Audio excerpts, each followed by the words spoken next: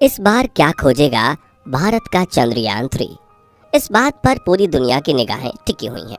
दुनिया की सारी सुपर शक्तियां भारत को सम्मान पूर्वक देख रहे हैं, सोच रहे हैं कि क्या कारनामा करने वाले हैं भारत के वैज्ञानिक। साथियों, ये जो फीलिंग है ये बिल्कुल इतर है, बिल्कुल डिफरेंट है। जब भारत ने सन 2008 में चंद्रयान 1 भेजा था, तब भारत को यह सारी सुपर शक्तियां वाले देश बड़ी हीन भावना से देख रहे थे।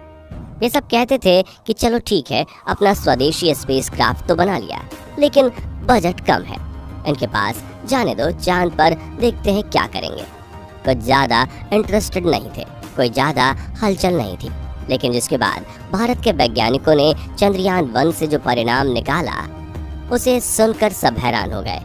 सारी सुपर शक्तियों वाले देश जिसे मानने तक को तैयार नहीं थे। साथियों, चंद्रयान 1 को डिजाइन इस तरीके से किया गया था कि वो आने वाले मून मिशन का रास्ता प्रशस्त कर सके। उसके अंदर एक ऐसा प्रोब डालकर भेजा गया था जो हार्ड लैंडिंग कर सकता था, वो भी डार्क साइड पर, जहां उस वक्त कोई नहीं उतरा था।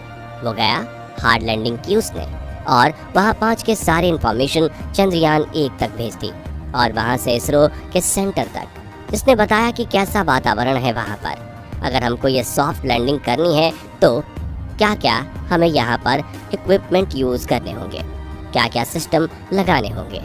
सारा डेटा अब चंद्रयान 1 से होता हुआ इसरो तक पहुँच चुका था।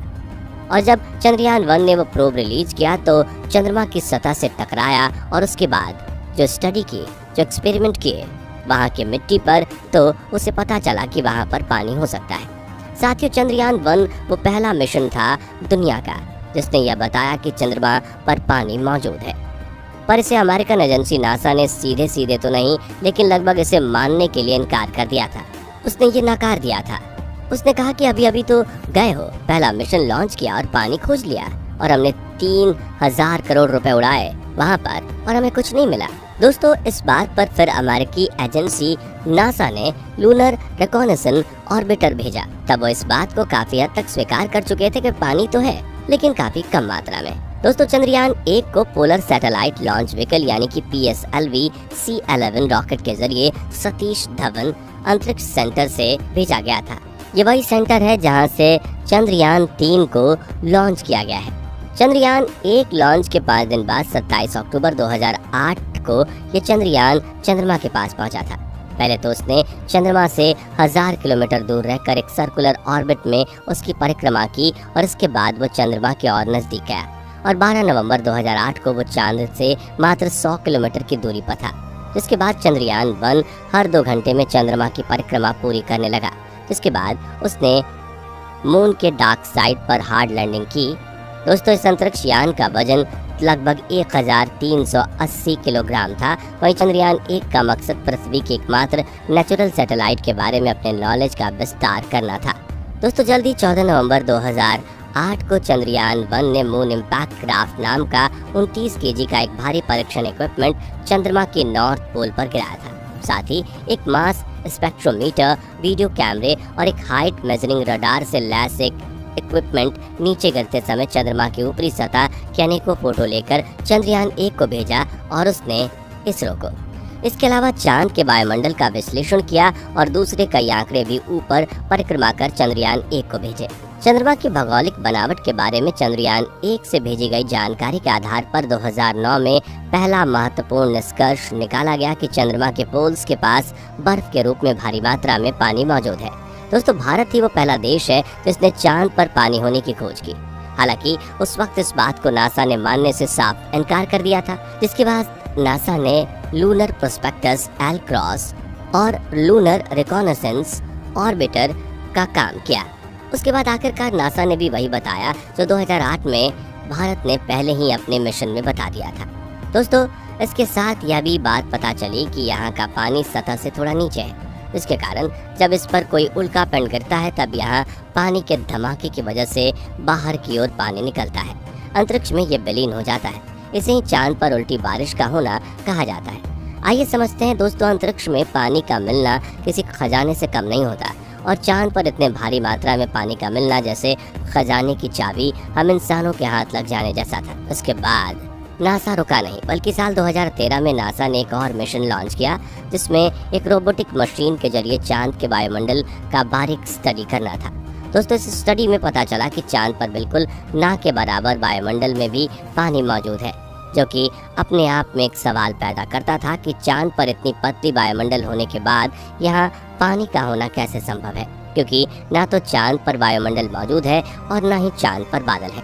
तो फिर चांद पर पानी का होना कैसे संभव है?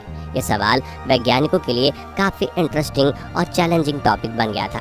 दोस्तों, जैसा कि आपको पता होगा कि टूटते तारे या उल्कापिंड अपने पीछे एक पूंछ की तरह बनावट किए आगे की तरफ बढ़ते हैं। उल्कापिंड की ये पूंछ चट्टानों के टुकड़े और धूल से बना हुआ होता है, और जब ये उल्कापिंड पृथ्वी के एटमॉस्फेयर में एंटर करता है तो पृथ्वी तक पहुंचने से पहले ही ये एटमॉस्फेयर में जलकर राख हो जाता है। लेकिन जब यही उल्कापिंड चांद की ओर जाता है तो चांद पर कोई वातावरण न होने की वजह से यह आसानी से चांद की सतह या यूं कहें क्रेटर से टकरा जाता है, और इस टकराव से चांद पर मौजूद सतह के नीचे मौजूद पानी तेज रफ्तार से सतह से बाहर आ जाता है, और एटमॉस्फेयर के अभाव में ये पानी सीधे अंतरिक्ष में चला जाता है।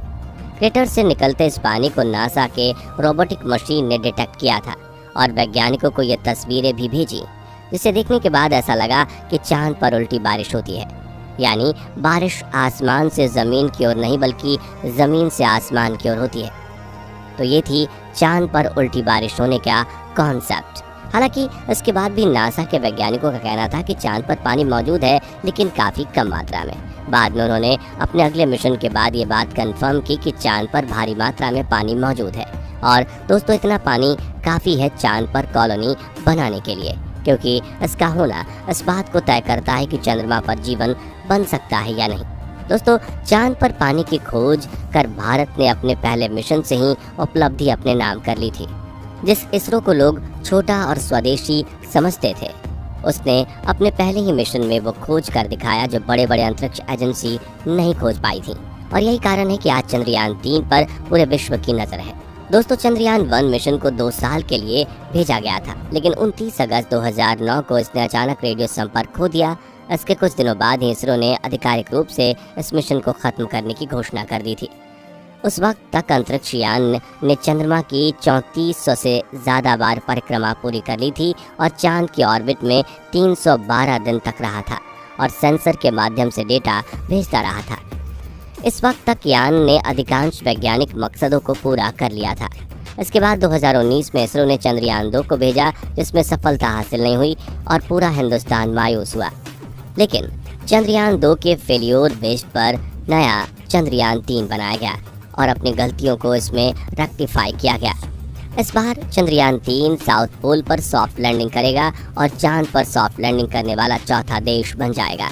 दोस्तों, इस वक्त इसरो को सबसे कम बजट में सैटेलाइट लॉन्च करने वाला एजेंसी माना जाता है, और अगर इसरो ने मून पर सॉफ्ट लैंडिंग कर दी तो दुनिया के कई प्रोजेक्ट्स इसरो के हाथ आ जाएंगे और नासा की तरह इसरो भी पैसे बनाएगा। दोस्तों, इस वक्त बड़े बड़े कंट्रीज़ की नज़र इसरो के इस मिशन पर है कि इस बार क्या नई खोज करेगा भारत चंद्रयान 3 के साथ। तो साथियों, अगर आप भी हमारी तरह यही चाहते हैं कि चंद्रयान 3 मिशन में भी भारतीय स्पेस एजेंसी इसरो को अपार